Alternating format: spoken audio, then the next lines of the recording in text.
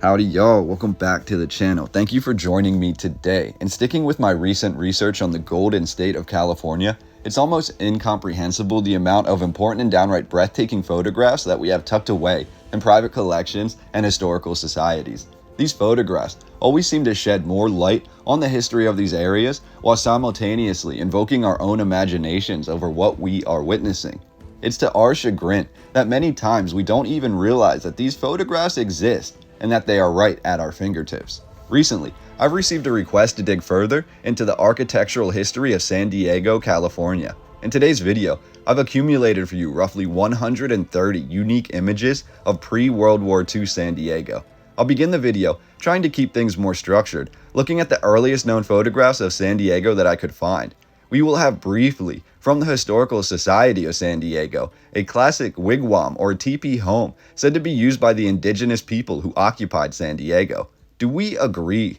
Or could we find vast evidence that these indigenous people in fact built much larger retreats and the teepees were simply traveling homes, much like we use tents today? But I digress. As the narrative alludes to, San Diego was a town, upon first discovery, that was replete with indigenous earthworks. You'll come to notice the outlines of these earthworks as we look into different locations at their earliest, including La Jolla, which appears as much shaped by the earthworks as it was by the later European men. But digressing from that for a moment, we also have some early photographs of the center of what would become San Diego City. We even have a photograph or two with labeled buildings from 1856. The most notable thing here to me is that after 1856, and after the Civil War especially, we can see that countless funds go into the reshaping, rebuilding, and expansion of San Diego. This earliest photograph from 1856, however, appears to show buildings that are freshly covered in mud. I know it's not something I often like to claim without visual proof, but look at these buildings. There is virtually no street level here. Some buildings appear to be almost halfway buried under the ground with makeshift entrances. Nothing appears level with the buildings surrounding it. In modern times, you would never build a city or even a park this way. You would level the ground and you'd have no reason to build a structure, especially in 1856, and then proceed to put half the entrance and half the building under layers of mud. It just doesn't make much sense that San Diego would be built partially underground, and yet that is the way it appears depicted in some of these earliest photographs. Now, not much can be explained about that, however, as the San Diego Historical Society certainly doesn't address it in the image or the subsequent captions.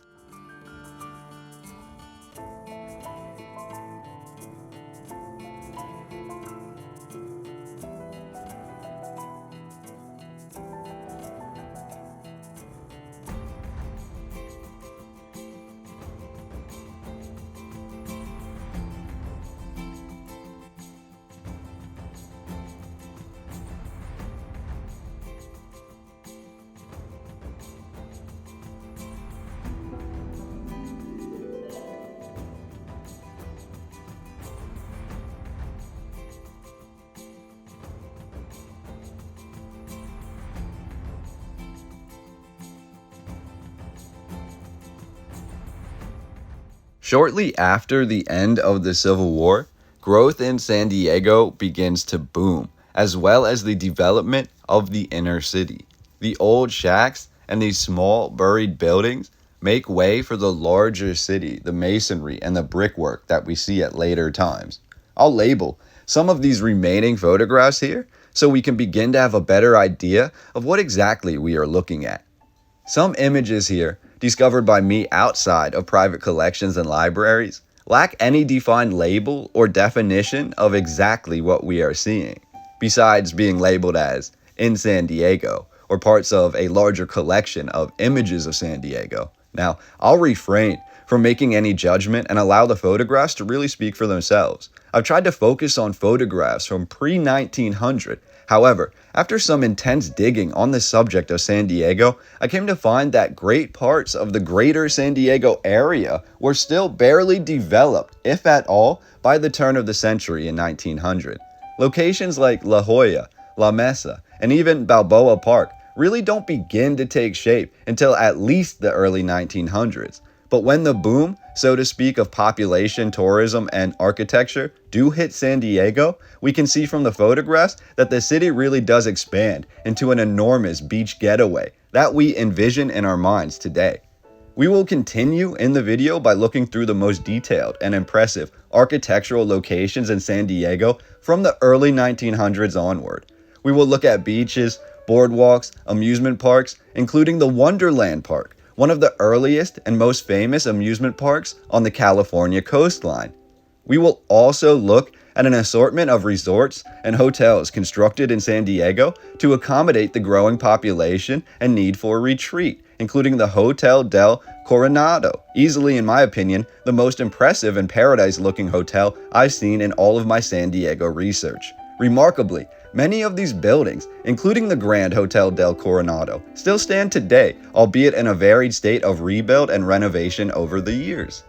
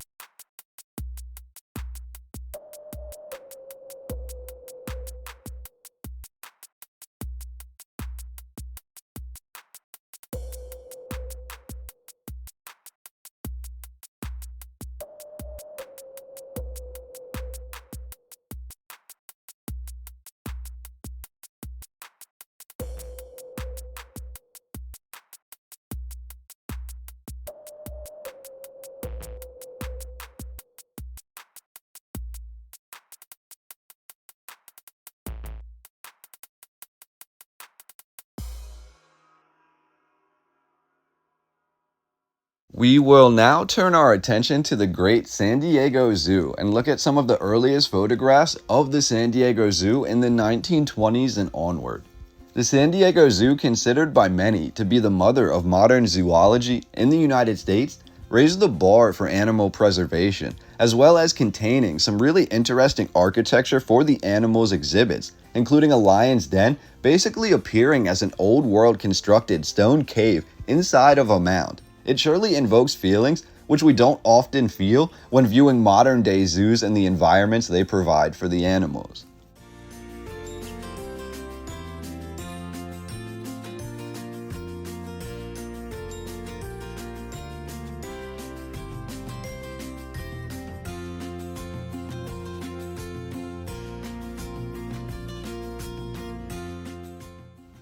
We will then get into more modern times, focusing on structures, bridges, landmarks, and overall life in general in San Diego in the early to mid 1900s. I've tried to include photographs here, which in my research and my viewing of others' research, I've never heard mentioned or seen these photographs before. These images will all stem from a varied source of private collections, museums, and even some photographs personally sent to me by viewers like you.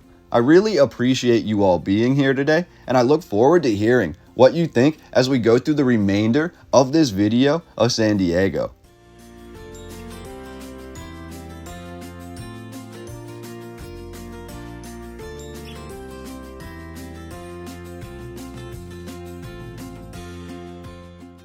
As we view the oldest photographs of structures like this, we begin to ask ourselves questions like, how were these built and when were they built? And we can do our research and we can read the modern day narrative that tells us the answers, but still more questions will arise. Like, how did the society really utilize these buildings? And could a building like this flourish in modern times? As we read through this narrative, we have a handful of interesting one-off facts that really help lend to the mystery behind San Diego. Things like the San Diego trolley reached many of the beaches before cars were even invented, or the San Diego coastline was complete with piers and amusements even before electricity was available in every home.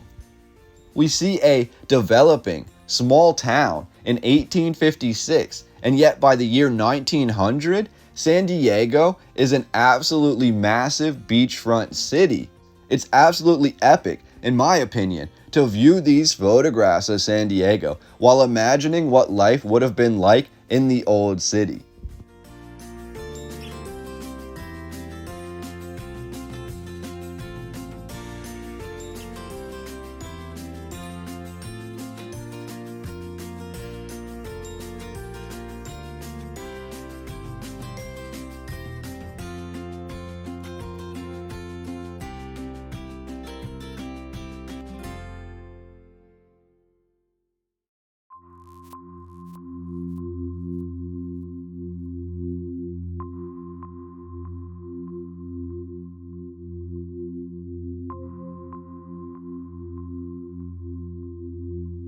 We have a cornucopia of influences all unabashedly connecting to create a melting pot of cultures that would become what California is known for. Did the gold rush really lead to San Diego's development? As we can see, the land of San Diego stretched for miles. It was open and beautiful, but along the lines, something happened and the small town turned into a massive city. When we look into the history of San Diego, we can see at the beginning, it was a bunch of farms and smaller buildings, smaller structures that appeared to be semi-buried under layers of mud and land that really wasn't tended. And yet, within a 50-year period, we can see that San Diego is really transformed into this vacation and beachfront city. And these photographs really will help us view this transition as clearly as possible. I've tried to find as many photographs that I've never seen shared before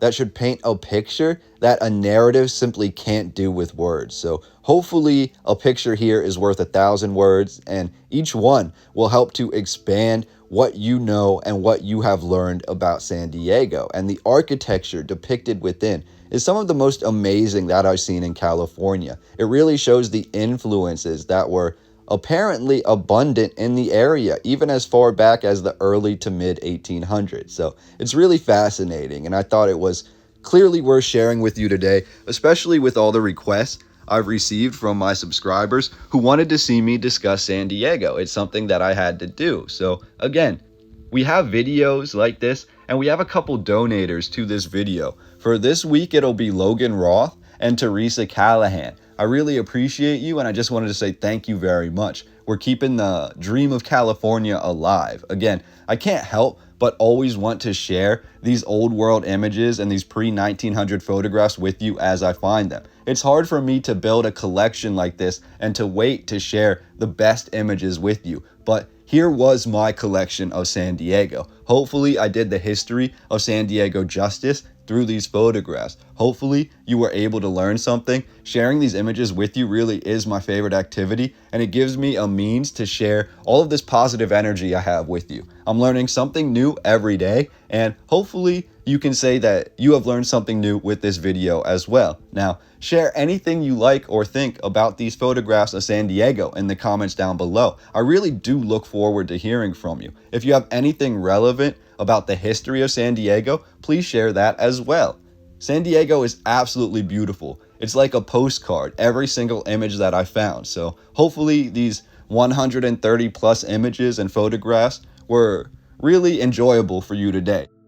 Like, share, subscribe to my channel for more videos like this if you did enjoy. And again, I just wanted to say thank you from the bottom of my heart. We're at 36,000 subscribers now. I hope the channel keeps growing. I hope to see you on the next video, and I look forward to that. So I will see you there. Cheers.